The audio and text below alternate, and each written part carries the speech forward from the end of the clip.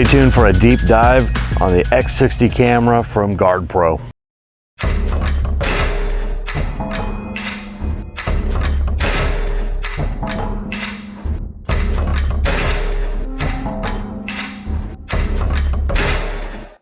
So for the past like 10 years, I've been using these game cameras at my dad's ranch and at the property here because apparently got some random dogs running around here. I don't know, they've been crossing my property. I'm trying to see what's going on. So I've been using a variety of game cameras here. These are a couple of them. This is the Wild Game Innovations. This is the Muddy. But because these are just standard game cameras that take, you know, SD cards and a whole bunch of AA batteries, I've been using this right here, and this is the cell link from SpyPoint. I have another piece that I need to attach here, and honestly, it's just not fun for several reasons. So that's why this year I'm definitely switching to this. This is the X60 cellular camera from GardePro. So this is a great, well-built camera, and this thing gets amazing features, but it also makes the whole process so much simpler. So this is a well-built and ruggedly built camera that is going to get you the best picture quality. It's going to get video for you, and it's going to be able to send those pictures wirelessly straight to your phone, so you don't have to sit there and come back and pull SD cards and all that. Not only that, it doesn't require AA batteries. It has a rechargeable battery pack option, so you can swap that out. But even better than that is you can recharge that battery pack with a solar panel so that you can stay out of the field, honestly, so you don't drop your scent all over the place whenever you're trying to go back and check your cameras and stuff like that. Basically, the only time you really need to go in and check on this camera is whenever you're setting it up or taking it down. So I am definitely 100% switching to the GardePro cameras for a lot of different reasons. The first of which is I don't have to jack with it. That's always been a big problem for me, because whenever I have my cameras out at my dad's ranch, it's basically a 5-hour drive for me across Texas, and I can't just on a whim pop out there and go drag all the cameras out and pull SD cards and download photos. And then whenever I'm working with like the cell link from SpyPoint, you know, I've got another SD card that I got to mess with, and the SD card gets full. I can't remotely wipe the SD card, so I have to go pull it and all that stuff.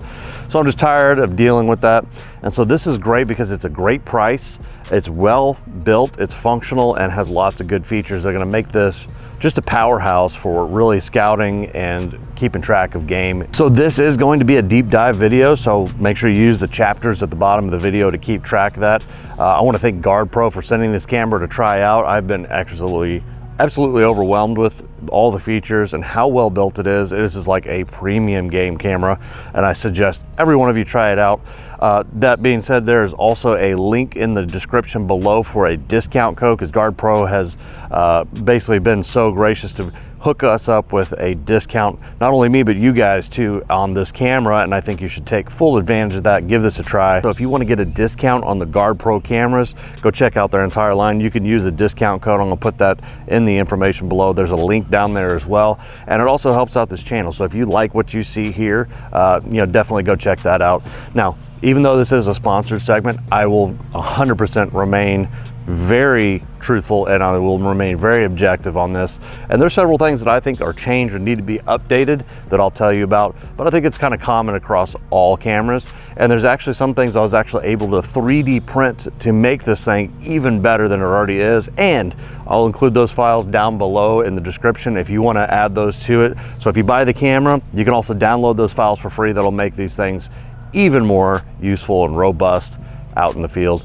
So without further ado, let's get started in the deep dive review of the GardePro X60 game camera. So we're going to jump into the Predator's offices real quick. We're going to talk about what we are going to 3D print for this. We're also going to give a unboxing and opening of the camera. So if you don't want to watch the whole unboxing, you can skip down to the chapters below. But without further ado, let's get started into the unboxing. Got everything set up here. So now we're going to take a look at the GardePro. This is the X60 Pro Max trail camera. We're going to take a look at that. We've got some cool little accessories here with it too. So I got this with the solar panel. This is an SP300 solar panel. And lastly, we got the safety box. Okay, so we'll open this first just because that's the simplest part. And it's literally just a metal safety box. So this box right here just allows you to put the camera in there. You can screw this directly into a tree, and you can also lock it in the back here with cables. Definitely a sturdy box to make sure that your camera does not get jacked with by either animals, wildlife, or other humans, the worst type, right? Next, we're gonna take a look at the solar panel real quick, just because these two things are pretty straightforward. It's just a solar panel and the bare box. So it comes with the manual, and here is our solar panel. So pretty straightforward. It's just a solar panel. It does have a, I'm guessing, 1/4-20 screw on the back there, and then it's got the plug here that goes into the game camera. This is a really thin solar panel. Okay, so that's good. And then it comes with mounting hardware to mount it to a tree as well, so also a plus. We'll do that more in a little bit. Durability on the solar panel, it's made out of a hard plastic, and of course the solar panel itself, and so it feels durable. It feels dense, which is good. That usually, the density of something, especially when it's thin, is really a good indicator of the build quality. Now we're going to open the GardePro X60 here. So again, it's very simple. Got our manual, got a battery pack because it comes with, or sorry, a manual for the battery pack because it does come with a battery pack as well. So let's check that out. I'm going to put all the models, or all the manuals together there. We have the strap. Now, the strap here is pretty basic. This is one of the easier straps I've had to use because it has the little buckle here that you just push down on that and it opens it up so you can slide the strap through the buckle right there, which is good. I've seen some other ones where it just has like the thing where you put the buckle through and then you tuck it back underneath and you pull it tight. This is much easier, and I've had these where even though it's got those teeth on there, I don't know if you can see it, but those teeth will lock into the strap and make it easier to hold it in place.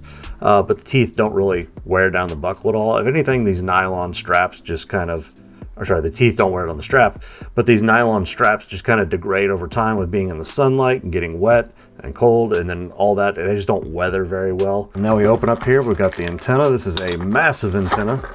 So this is a cellular camera, and wow, I just gotta say, this thing is dense, dude. The build quality of it feels really good. Okay, so here's the actual camera itself. So let's see, let's pull this out. We'll set the box aside. So it comes with a USB cable and an adapter here. We'll pull that out in just a minute. All right, so we got an antenna there. Again, it's got a very nice build quality. You see that kind of textured pattern in here. The antenna itself is pretty lightweight. I wouldn't say it feels cheap because it doesn't. It feels like most antennas. So you've got all this plastic in here, and you've probably got a coiled antenna in here. So again, there's not much to it. It doesn't need to be rock hard, rock solid. It just needs to not break if you drop it or something, which I feel like that would be able to survive a drop. And then we got the USB cable. It's a USB-C to USB-C cable, and an adapter if you need to go to USB-A. All right, so we got the actual camera itself here. Of course, the antenna attaches at the top here. And so you can see the scope and the size of this thing. This is a massive camera with that antenna on there. Again, I can adjust that antenna to turn a different direction if I need it to, get the best signal. Build quality, again, seems pretty good on it. So I'm gonna remove the film here. All right, so you got this, you got the actual camera lens here, you got the three different sensors right here. Then you've got the IR lights on it. All right, so the closure on it is this little device right here. So it just flips up. So it's kind of got closes over that loop and then locks in place, I think, or does it do it the opposite way? Yeah, there we go. So nice, solid locking mechanism there. It's gonna keep it nice and closed. Let's see, it does have a rubber gasket here. So there is a rubber gasket around here to keep it weather sealed. And let's open this up. So that is our battery pack right there. So this is driven by a battery pack. I wish there was an insert to put some like AA batteries in here for those of us that don't want to pay extra money for the battery pack. But in the long run, the battery pack is always going to be your best option for longevity and ease of use.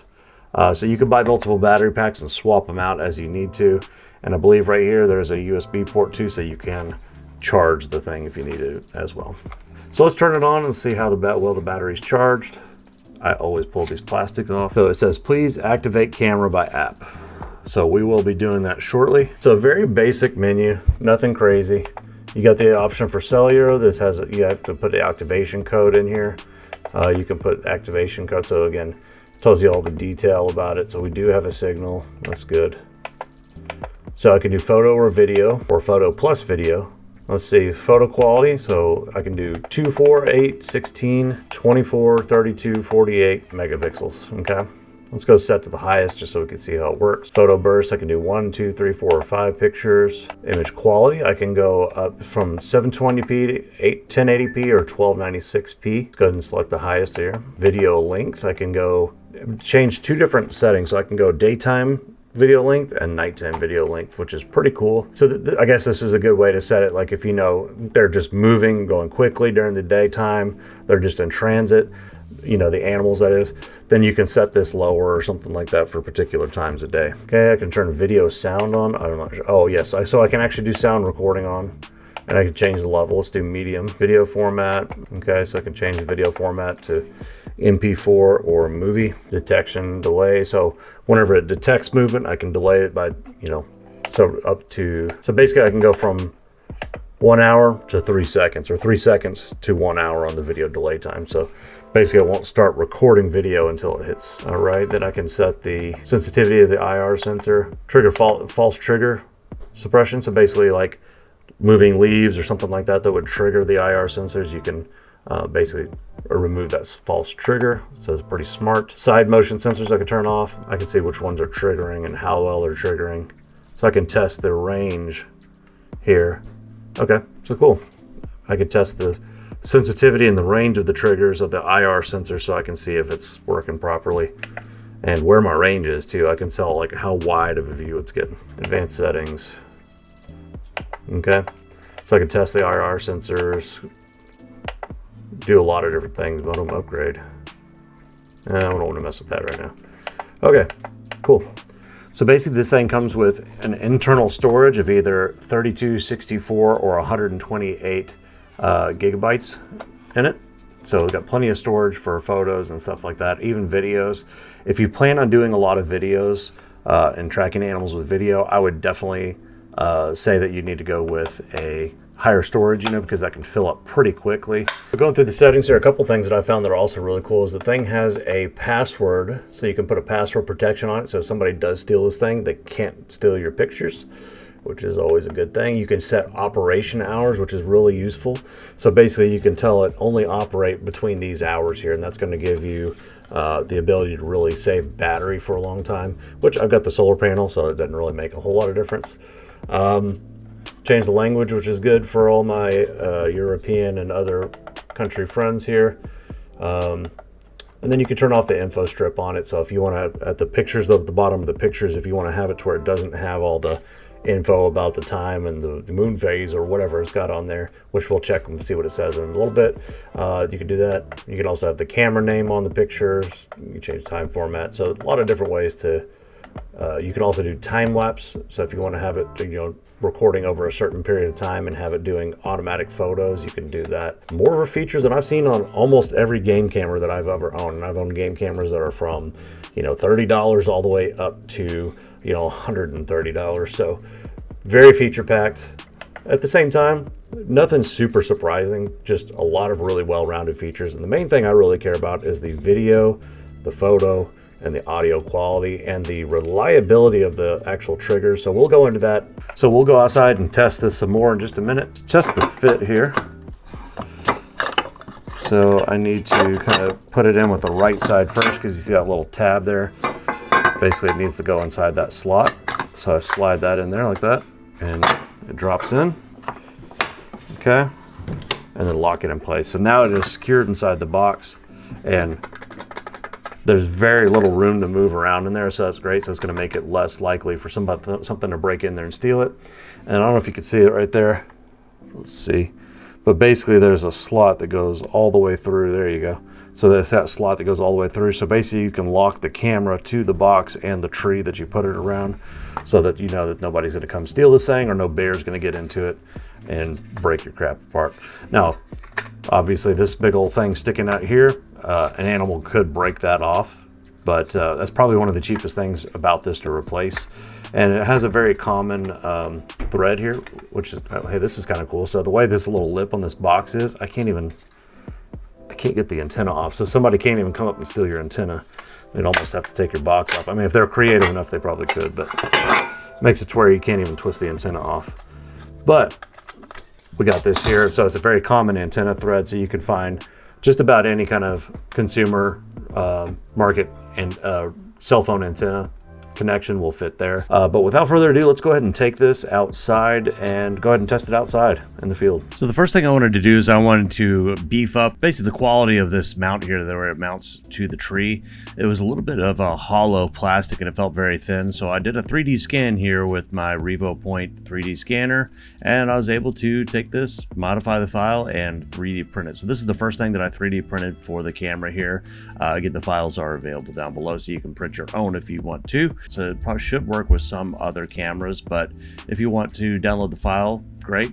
We can 3D print this for you as well. If y'all see this as something that y'all want to have a version of yourself, let me know. So my top features that are incredibly important about this camera, one is the cellular connectivity here. So the ability to connect wirelessly, and you see it's got a nice large antenna on it here. The ability to connect wirelessly and send pictures has been a game changer for me. Again, I have my property that I actually hunt most of the time is about 5 hours away. So having this, being able to track, okay, are there hogs on the property? You know, what deer are there? Do we need to put out more feed to kind of attract these things? Do I need to put out, you know, it helps me with the whole land management plan. So being able to, you know, have the cellular connectivity is a huge thing for me. And it's worth the extra money to spend on getting a cellular connectivity, in my opinion. It's got low glow LEDs, so I've had these other cameras before. So with these cameras right here, these are two of my current cameras. You can see this one's already broken. Cheap cameras. I say cheap, but I mean they cost me like 70 bucks or so when I bought them originally. But you can see one of the things they have is they just have a black cover over the LEDs here. So these basically, what they do is they still have glowing LED lights, so they're red glowing LED lights, but they use like black masks to kind of hide some of that glowing. But at night, the animals, you know, they have a different spectrum of vision than we do.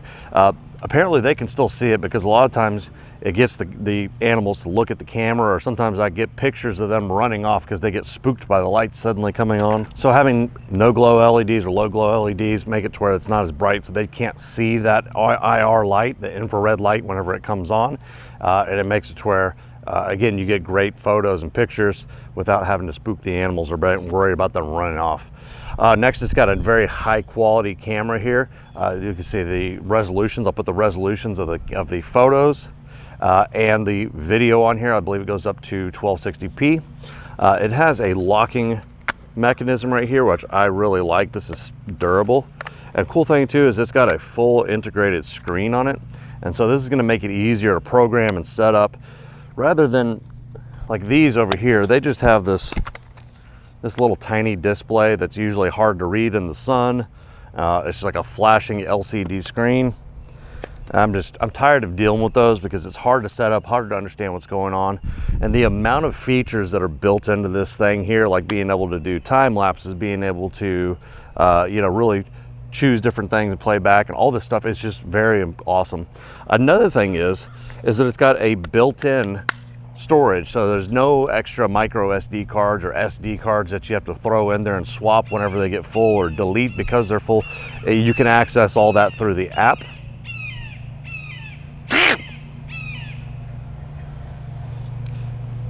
So there's no micro SD cards or SD cards that you have to swap out, or you have to, you know, go dump all the pictures off of whenever they get full. You can access that fully from the app, which we're going to go do an app review at the end of this. Super excited. So without further ado, here's what I want to do is I want to take this and I want to mount it to the tree. The only downside I've seen is this right here, is that antenna. I dropped this on the floor on my desk, knocked it off when I was moving stuff around, and ended up breaking the antenna a little bit. I could have just super glued it and it would have been fine, but I decided to take it up a notch because I know this antenna is going to be facing the sky. I'm not going to have it laying out to the side. So what I did is I actually 3D printed a collar here to help reinforce that antenna and make it even stronger. So the antenna mount here is a very common cellular antenna connection. So there's an easy way to be able to connect that and be able to get a great cell signal. But we're going to test all that out. By starting off, we're going to mount on this tree. I got this perfect dead tree over here so I can screw into it and don't worry about killing. So we've got our tree picked out here, and this is going to be the tree I'm going to be mounting this to. This thing is completely dead. You can see I got the bark falling off of it here. So I'm okay drilling into it. You know, be careful about, you know, your local regulations and drilling into, you know, live trees on public land, because that's probably not a good idea.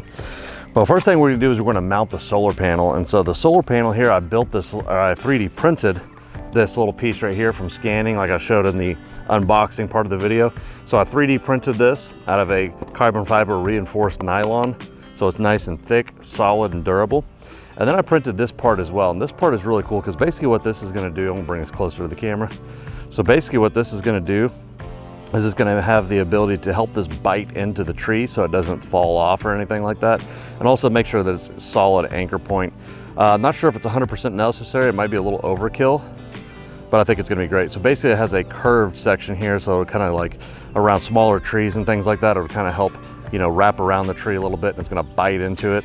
If you're on a really wide tree though, you can also turn it this way and it basically just gives you two sharp points there to help, again, bite into the tree to keep it from moving or slipping or anything like that while you're anchoring it down. So let's go ahead and mount this thing here. So you want to make sure that your solar panel faces with the sun. Pretty standard point there. So what I'm going to do is I'm going to take the base, okay, and then I'm going to put this on there. I'm going to go ahead and throw my screws in there just like that. And then I'm going to position this in a way where it wraps around the tree. So I'm putting the curved curved portion of the mount against the tree. So here we go. So I'm going to mount that about right here. We're just going to go straight through the dead bark.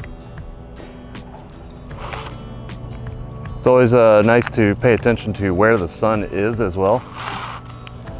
Okay, so that way you can make sure the solar panel is going to see as much of the sun as it needs to during the day. There we go. That thing is,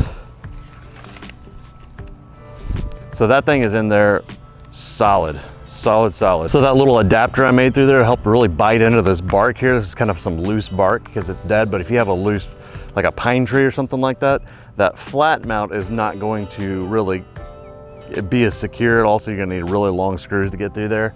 So this actually was able to bite into that bark and that thing is mounted rock solid. So next we're gonna take our solar panel. We're gonna screw it on. Okay, it's nice and nice and strong mounted. Now I just need to adjust this here, and actually I'm gonna rotate this mount just a little bit so I can get the angulation right, so I can angle this up towards the sun. So where I'm at, the sun basically passes overhead this way all day, or it's kind of actually this way. So if I turn this, you know, to where it's facing up and at an angle that way, it's gonna get the most sunlight. So I'm gonna like that there, so I'm gonna lock this in. And there we go, it's nice and solid and we're good to go. So it has a nice long cord on it. Make sure you manage your cord very well, but this is gonna give you plenty if you really needed to get through a canopy or something like that. I actually brought my saddle and I intended to kind of use it, but I decided not to last minute. But what I wanted to do is, like I say, if I could climb up in a saddle and I could mount that. There's life flight, probably for whoever that is. So what I can do is I got plenty here. If I wanted to, I could climb up in my saddle. So I could climb up the tree a little bit higher towards the top of the canopy, or put it in a spot where I can see better in my saddle, and then I can mount this there. Don't need to do that here because it's winter time and everything's dead, so no tree canopy to worry about. So make sure you're managing your cord, okay? What I'm gonna do is I got a little clip here to kind of help keep all the cord together, keep it from just sagging and hanging. Alternatively, you could wrap this around the tree as well, or around the post of the solar panel if you wanted to. But next we're gonna do the important part here. We're gonna do the Lord's work, and we're gonna mount the actual game camera here. So it's got basically a strap in the back that you can go through, just like most game cameras do, okay? And you can mount it with the strap. But what I'm gonna do is I'm actually gonna use this bear box, since they sent the bear box to me to help keep the thing secure. We're gonna use that. So let me go grab that just real quick. All right, so there we go. We got everything mounted. We got the solar panel, we got the box mounted. Everything is great, good to go. So again, front coverage comes off if you need it. You could put a cable lock through there as well. The camera itself, I'm gonna unplug the solar panel. Again, just to review, the camera goes in like so. So I put both of the collars on here for my antenna modification, but I only needed one of them because that's really only what it needs. But I did have to remove the second one just because it was too much. So for this case to fit on, if I was just mounting the camera just to the tree, it would have been fine. But inside the cage, the box here, I definitely did have to remove that. Get it lined up here. There we go. All right. Then last up, again, just plug in the solar panel. We're good to go. All right, so quick update in this video, guys. It has been 6 months now that I've been working on this project because I really wanted to make sure that I could get all the data I could to you as far as getting some good videos and some test videos and things like that. So I have put it on the back burner for a little bit because I really wanted to give you all a good quality review. So here's basically what's happened. The tree that you saw that I originally mounted this on was completely dead. And since then, we've had some wild rains. We've had hot 100-degree days. We've had a lot of different wild weather patterns, freezing temperatures. So this thing has been sitting on this tree. I did move the position a little bit of it, but it has been sitting on this tree for 6 months. And it still looks as good as new. So I'm going to put some pictures up on the screen here, and this is the current state of the camera. I haven't actually been using it in just a little while because I didn't want to just capture the same pictures of me coming and going. And, you know, like I was trying to capture some pictures of some raccoons, but they ended up running off, I guess, whenever it got cold. So basically, we've got the camera up there. Vines have grown over this thing and completely taken it over. But I was able to free it out and take it up to the ranch for the next part of this video.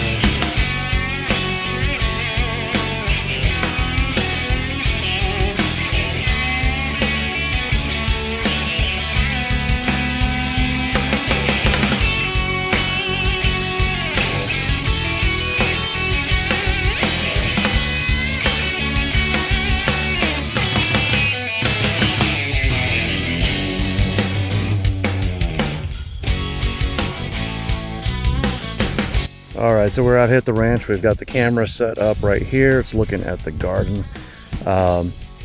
If it's working right, you should probably be able to see, or you should probably be able to hear my voice coming through the camera. I will show that up here.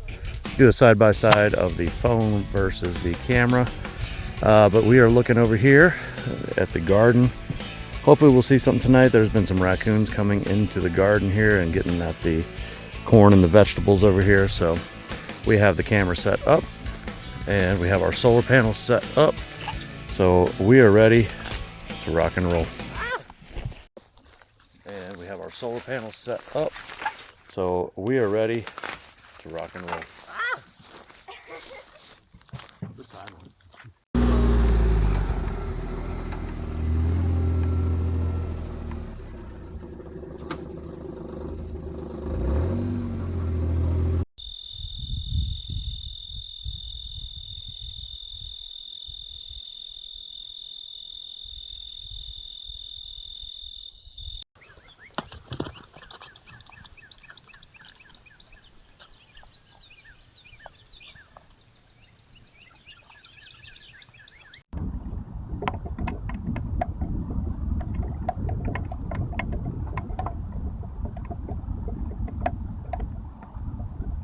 So upon doing an image review here of the GardePro X60, one thing I'm seeing is that the camera is doing a good amount of post-processing on the image here to make it appear in a certain way, kind of like whenever you take a picture with an iPhone. It automatically kind of post-processes the image in order to, make it pop, make it look better and everything.